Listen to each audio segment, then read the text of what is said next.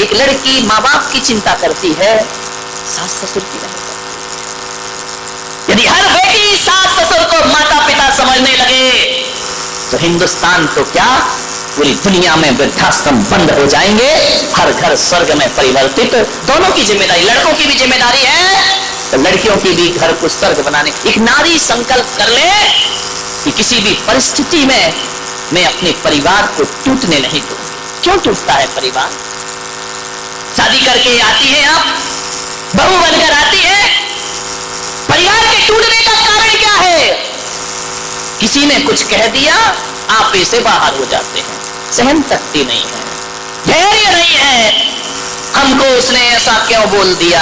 अरे बोल दिया तो बोल दिया। लखनऊ के नवाब के बेटे अभी जाके देखो, जो कभी नवाब बने घूमा करते थे, आज उनके बेटे रिक्शे चला रहे, टांगे चला रहे हैं। ध्यान रखना, आदमी की जिंदगी का कोई भरोसा नहीं है, कब राजा को रंक बना दे और कब रंक को राजा बना दे। क्या हुआ? दो बात, ये महिलाएं पर्यूषण फरमा रहे हैं, 10-10 उपवास करेंगी। कुछ महिलाएं 16 का रंग के 30-30 उपवास कर रही हैं, कुछ 28 के उपवास किया करती हैं। 10-10 उपवास कर लेती हो आप लोग।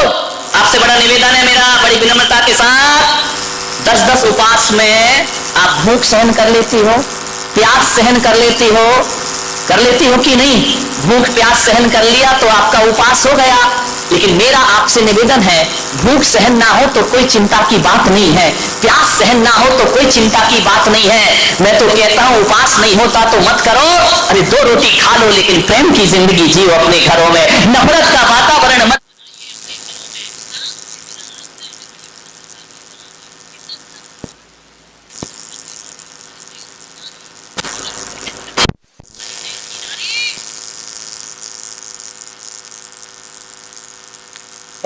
प्यास सहन हो जाती है, लेकिन घर में 2 बात किसी की सहन नहीं हुआ कर। मैं कहूंगा भूख प्यास सहन करने वाला उपवास हो या ना हो, परिवार में 2 बात सहन कर लो, इससे बड़ी तपस्या दुनिया में कोई दूसरी नहीं होती है। किसी 2 बात सहन कर लो, किसी ने 2 शब्द बोल दिए, सहन कर लो मेरे भाई। यदि सहन कर लिया, इससे बड़ा कोई तपस्या नहीं, इससे बड़ी कोई साधना नहीं है। सबसे बड़ी साधना यही है, सासू ने कुछ कह दिया सहन कर लीजिए, बहू ने कुछ कह दिया सासू सहन कर ले, देवरानी ने कह दिया जेठानी सहन कर ले।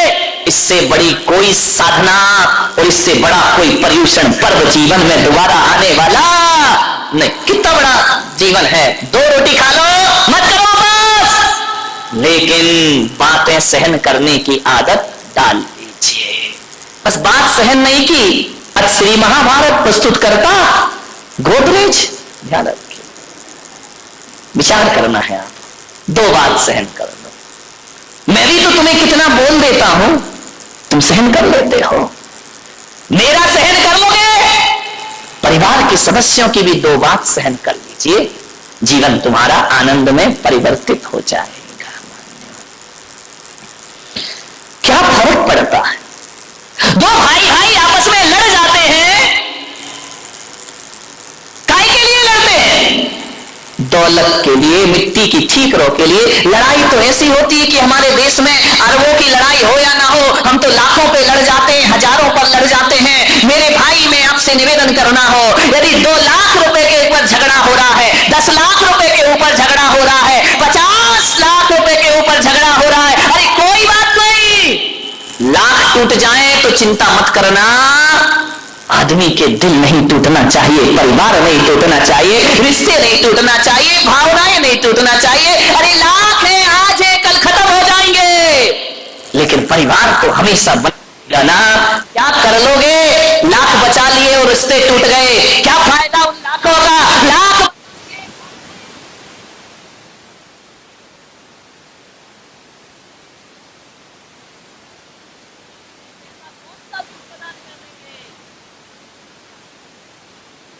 वो समर्पित है। जब से शादी नहीं हुई थी तब से मेरी भक्त है, उसकी शादी हो गई, उसका परिवार है, ऐसी बहू बनी वो मेरे प्रवचनों के माध्यम से। 15 साल हो गए उसकी शादी, वो ससुराल में गई, उसने मेरे प्रवचन से एक सीख ले ली कि कैसी भी परिस्थिति बन जाए मैं अपने परिवार को बिखरने नहीं। शादी हुई, एक देवरानी भी आई। उन्होंने कहा हम दोनों देवरानी जेठानी कम सहेली बनकर ज्यादा, इस घर को बिखरने नहीं देना है, चाहे कैसी भी परिस्थिति आ जाए।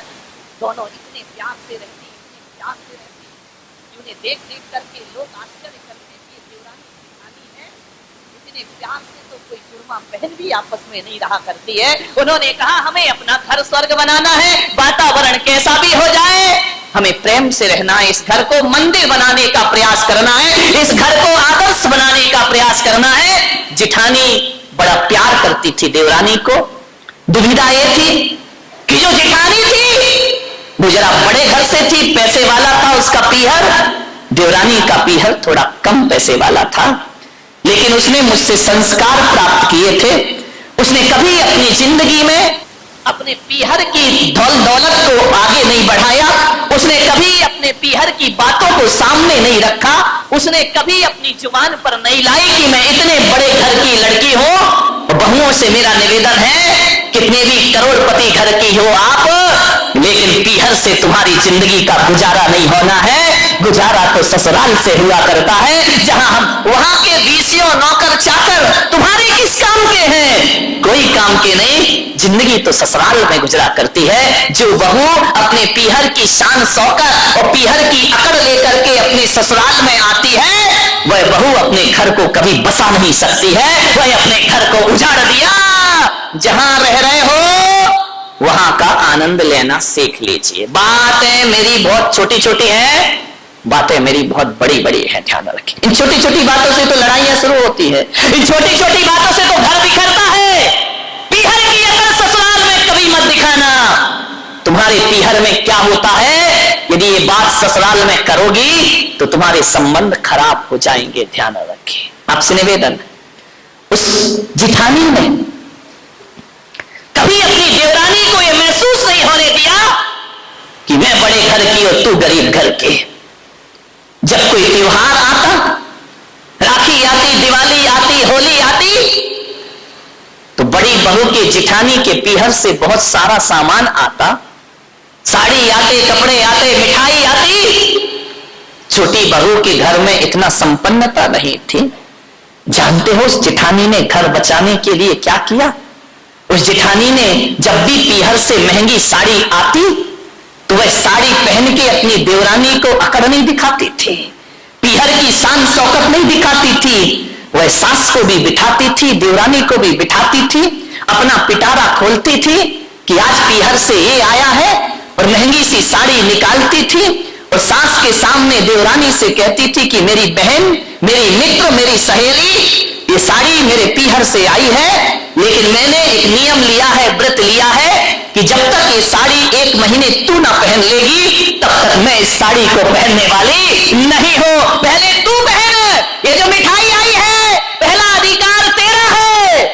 जो भी उपहार आता वो स्वयं ना रखती, पहले देवरानी को देती। आप बताओ बारामती वालों, जहां पे देवरानी जेठानी ऐसी रहती हो, उस घर को बुरी नजर कभी नहीं लगा करती है, और उस घर में बेहतर कभी तू पहन। देवरानी कहती नहीं भाभी, ये आपके पीहर, अरे मेरा पीहर तेरा पीहर क्या होता है, हम दोनों दोस्त हैं ना। ला तेरे पीहर की हल्की साड़ी मैं पहनती हूँ और मेरे पीहर की महंगी साड़ी तू कर। इतना प्रेम, इतनी समझदारी, क्या फर्क पड़ता है आपके पीहर का उपयोग यदि देवरानी ने कर लिया।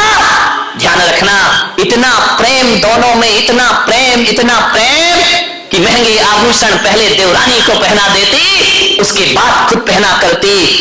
देवरानी एहसान में दबी जा रही थी। उसने कहा देख तू मेरी सहेली है, एहसान मत समझ इसे। मालूम है इतनी सी बात का क्या फर्क पड़ा।